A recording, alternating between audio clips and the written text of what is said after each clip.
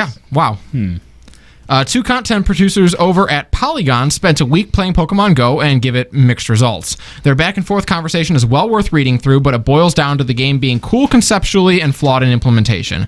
Walking down the street, having your phone buzz, and encountering a Zubat is every bit the experience you would hope for, but the stripped-out combat system is a major letdown. The turn-based mechanics Pokemon is known for are gone, leaving only a swipe minigame. You know, me and Chris actually had a discussion about this, coming here.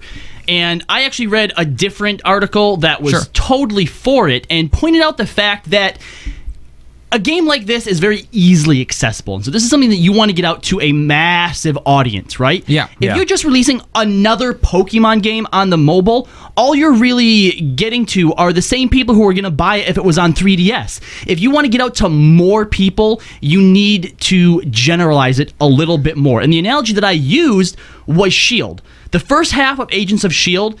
was not well received by hardcore and longtime Marvel fans, but it drew in more of a generalized audience. So later on, once they had established their fan base, they were able to do better, wider, more crazier things that actually started to please everybody.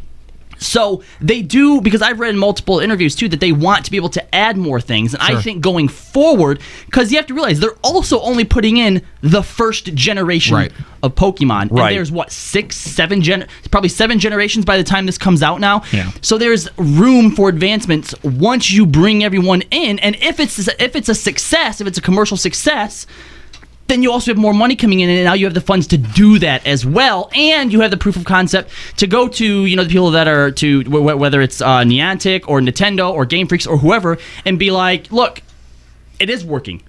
People like it in some form.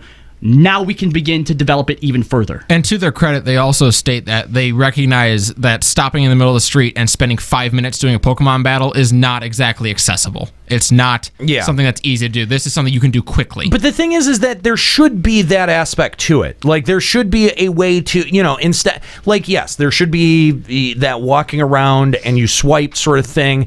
But for the people who grew up on Pokemon, that battle system should be there. There should be a way to do PvP Pokemon battles. That's what. See, I think like when you're just out there catching a Pokemon, I'm fine with that. But I feel like there should the battle system. You do. You do battle. Yes. Whenever you find like a landmark or whatever, you can capture it for your team.